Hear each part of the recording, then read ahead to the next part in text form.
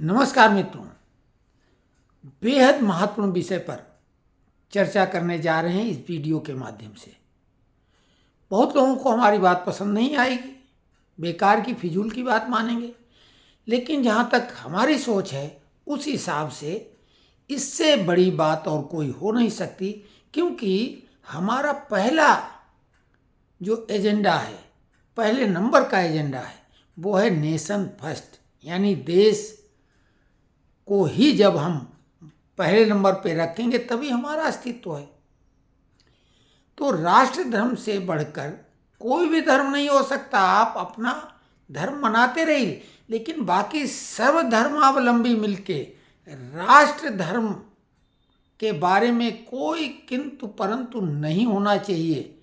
और ऐसा होने पर ही कोई भी देश ताकतवर बनता है। उसकी जनसंख्या कितनी है, उसकी भूमि कितनी है, किस तरह की है, उपजाऊ नहीं है, मायने नहीं रखता है। जापान की तरक्की के पीछे यही वजह है सबसे बड़ी, क्योंकि राष्ट्रभक्ति अगर किसी से सीखनी है तो वो है जापानी। परमाणु बम जो किसी के लिए भी भय का प्रतीक है, पाकिस्तान उसी भय को दिखा के भारत को ब्लैकमेल करता रहा, आतंक फैलाता रहा, नंगा नाच नाचता रहा। और साथ में एक प्रयास और किया, जैसा वहाँ जनरल मौलाना मुनीर ने कहा कि हिंदू और मुस्लिम इन्हीं दो लोगों की वजह से ये बंटवारा हुआ, क्योंकि दोनों साथ में रह ही नहीं सकते, दोनों अलग हैं। और उसी के बाद 22 अप्रैल 2025 को पहलगाम जैसा ऐसा कांड हो गया, और हमने कहा था यह ऐतिहासिक घटना है। उसके बाद देश में भारी बदलाव आया, सुखद बदलाव आया, आश्चर्यजनक बदलाव आया, जिसकी आवश्यकता थी। और पहली बार गंगा जमुनी जो तहजीब की बात की जाती थी वो मूर्त रूप में, साकार रूप में नजर आई। और आज अभी अभी हम एक प्रोग्राम जब देख रहे थे न्यूज 18 का, जिसमें दिल्ली में लाइव वो प्रोग्राम प्रतीक त्रिवेदी करते हैं, भैया जी कहीं, और आज उसमें AIMIM के जो वहाँ प्रवक्ता कहना चाहिए उन्हें, तो उन्होंने कहा जिस तरह से, जिस भावना से सैनिकों को उन्होंने सम्मान देने के लिए उनके लिए सजदा किया, और बोला कि हम बजरंगबली नहीं तो हम सीना चीर के दिखा देते कि हमारी बहनों का जो सिंदूर था। मतलब उन्होंने इतनी अच्छी बात कही जो कोई भी देशवासी राष्ट्रभक्त व्यक्ति कर सकता है। और ये बात वो क्यों कर रहे थे?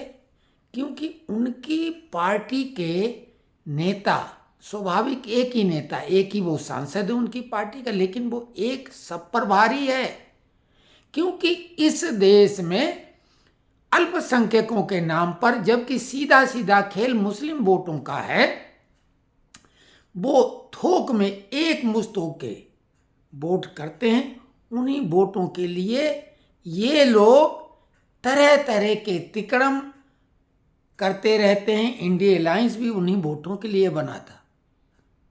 और जब वक्फ कानून पास हो गया, सुप्रीम कोर्ट में चुनौती दी गई, भयंकर आंदोलन की चेतावनी दी गई, और उधर मुनीर ने लगे हाथ सोचा कि गर्म तवे पे रोटी सेक लें, क्योंकि मूल उद्देश्य उनका क्या था?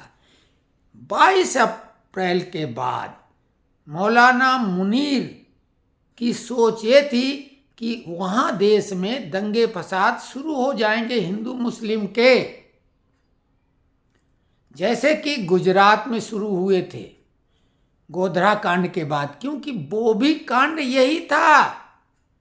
यहाँ पैंट उतरवाने की आवश्यकता पड़ गई, वहाँ आवश्यकता ही नहीं थी, 2 बोगियों में जला दिए गए थे लोग। वहाँ पहचानने की आवश्यकता नहीं थी। तब केवल गुजरात तक वो दंगा फसाद हुआ, लेकिन वो जो चाहते वो यहाँ तो नहीं हुआ, लेकिन पाकिस्तान में ही हो गया। क्योंकि दूसरे के लिए जो खाई खोदता है या गड्ढा खोदता है तो वो खुद उसी में गिरता है। जो वो चाहते थे भारत के लिए वो पाकिस्तान में हो गया।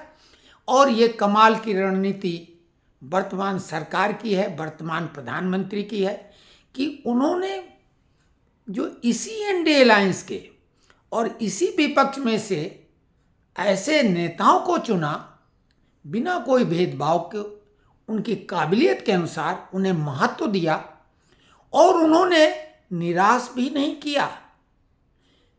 असदुद्दीन ओवैसी, जिनको जिन्ना, आधुनिक जिन्ना कहा जाता था, मुस्लिम लोगों के सबसे बड़े पैरवकार, लेकिन उन्होंने पाकिस्तान की मंशा पर घड़ो नहीं, सीधे उनकी मंशा को समुद्र में डुबो दिया।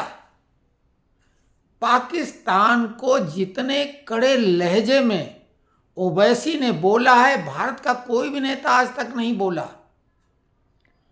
और पूरी दुनिया में जो संदेश जाना चाहिए था, जो अपेक्षा थी, उससे भी ज्यादा बेहतर ढंग से गया।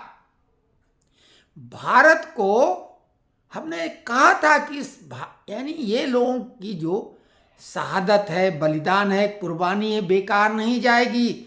जो काम 47 के बाद नहीं हो पाया, आज़ादी, तथाकथित आज़ादी के बाद, वो अब हो जाएगा, और वो हो गया।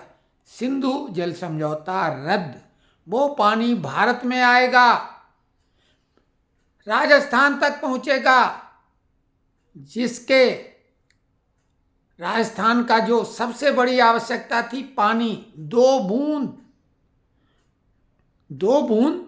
फिल्म बनी थी, 2 बूंद पानी का महत्व।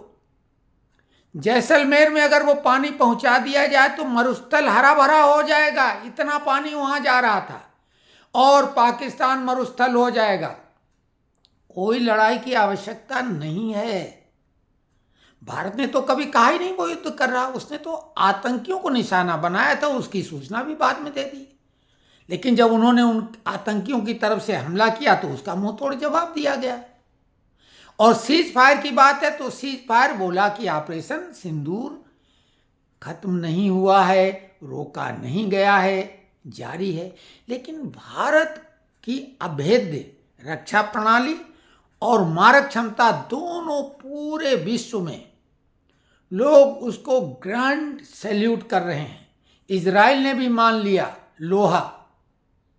तो कमाल की बात है कि भारत की इस बड़ी सफलता के लिए, ऐतिहासिक सफलता के लिए वर्तमान सरकार ही अगर किसी को श्रेय मिलेगा, लेकिन विपक्ष उस श्रेय को छीनना चाहता है और वही भड़काव का कार्यक्रम करना चाहती है। लेकिन आज उस कार्यक्रम में जो मैसेज निकला उसमें बजरंगबली की बात वहाँ पर उन मुस्लिमों ने की जिनके बारे में लोग क्या क्या नहीं कहते थे, और दूसरी तरफ अली की बात हिंदुओं ने की। तो ये है गंगा जमुनी तहजीब। बात जब शुरू होती है तभी आगे बढ़ती है, और दिल्ली से ही ये बात शुरू हुई है। अली और बजरंगबली की दोनों एक ही हैं। हिंदू अगर अली बोले तो मुस्लिम बजरंगबली बोलने में कोई परहेज नहीं, वो हमारे हैं, भारतीय हैं। यानी जो ये बात कही जा रही थी कि सभी भारतीयों का डीएनए एक है। और आपको ये भी बता दें, अच्छा और बुरा इंसान किसी भी धर्म में हो सकता है, किसी भी जाति में हो सकता है, किसी भी परिवार में हो सकता है, किसी मोहल्ले में, किसी कस्बे में, किसी शहर में, किसी प्रदेश में, किसी भी देश में हो सकता है। कोई भी देश इससे निरापद नहीं, इससे बचा नहीं। वहाँ बुरे लोग भी होंगे ही। जैसे मुंबईया फिल्म बनाई जाती तो उसमें विलेन रखा ही जाता, प्रायः एक्सेप्शनल कोई बात छोड़ दी जाए तो बुरे लोग हैं, उनको हम चिन्हित करें, अगर वो भटके हुए हैं तो सही रास्ते पे आ जाएं, भले थोड़ी देर लगे।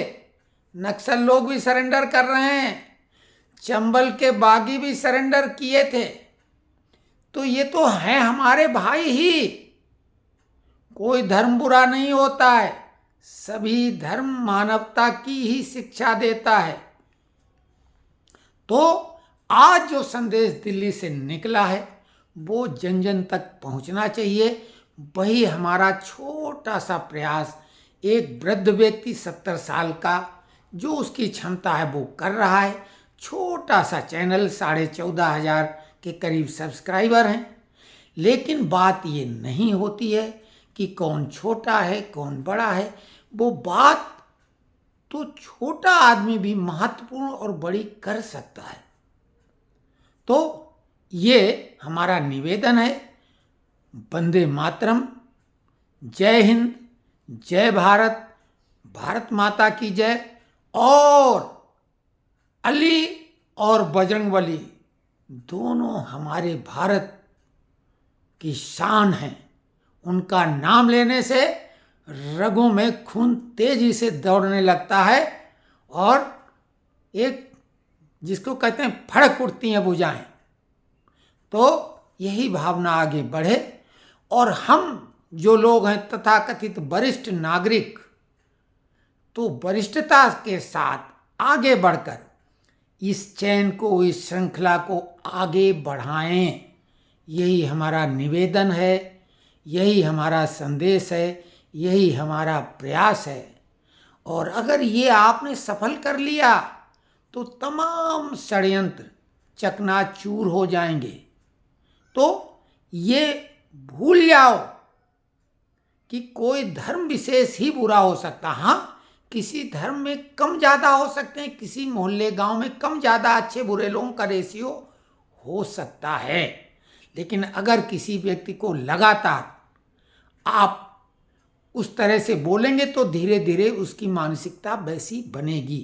तो आइए हम सब भाई, जो ये नारा पुराना पड़ गया था जिसमें जंग लग गई थी कि हिंदू मुस्लिम सिख ईसाई आपस में सब भाई भाई, आज की सबसे बड़ी आवश्यकता है। और प्रतीक त्रिवेदी ने कहा इस बात पे, अरे ये तो ब्रह्मोस मिसाइल से भी ज़्यादा दुश्मन को डराने वाली मिसाइल है। ये जो गंगा जमुनी तहजीब की बात निकली है, ये सिंधु नदी, सिंधु जल समझौते को रद्द करने से भी ज़्यादा उनके लिए खतरनाक है, क्योंकि उनके मंसूबे बहुत गहरे दफन हो जाएंगे। तो आप बिल्कुल खुल के कमेंट्स करें, जिनको हमारी बात अच्छी लगी है वो, और जिनको बहुत बुरी लगी है वो भी। जिनको बहुत बुरी लगी है उनसे एक करबद्ध निवेदन है कि वो हमारे चैनल को छोड़ दें। हम तो ऐसे ही हैं,